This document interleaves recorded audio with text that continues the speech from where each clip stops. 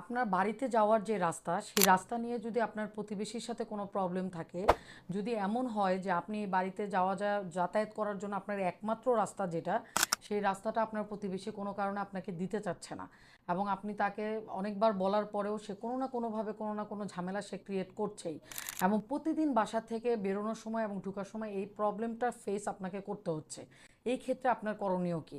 শুরুতে অবশ্যই একটা সমাধানের রাস্তায় আসবেন। সেটা হচ্ছে এলাকার মুরব্বি বা গণ্যমান্য চেয়ারম্যান মেম্বার যারা থাকে, তাদেরকে নিয়ে আপনি অবশ্যই এই সমস্যাটা সমাধান করার চেষ্টা করবেন। যদি কোনো কারণে এরকম হয় যে না, এতেও কোনো কাজ হচ্ছে না, তাহলে অবশ্যই আপনাকে থানাতে জানাতে হবে।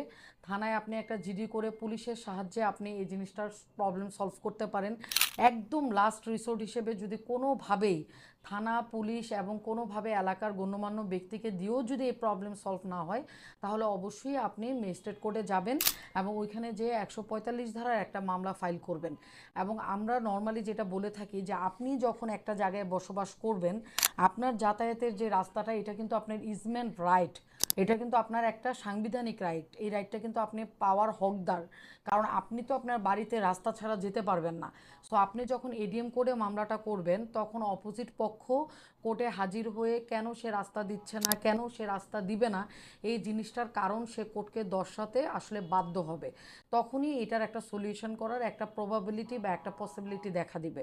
সো আপনারা অবশ্যই একটা জিনিস খেয়াল করবেন, রাস্তার ব্যাপারে যদি আপনাদের কোনো প্রবলেম থাকে, তাহলে অবশ্যই প্রথমে এলাকাগতভাবে আপনি চেষ্টা করবেন, না হলে আপনি পুলিশের দ্বারস্থ হবেন, এবং লাস্ট রিসোর্ট হিসেবে আপনি ম্যাজিস্ট্রেট কোর্টে গিয়ে একটা 145 ধারার মামলা ফাইল করতে পারেন।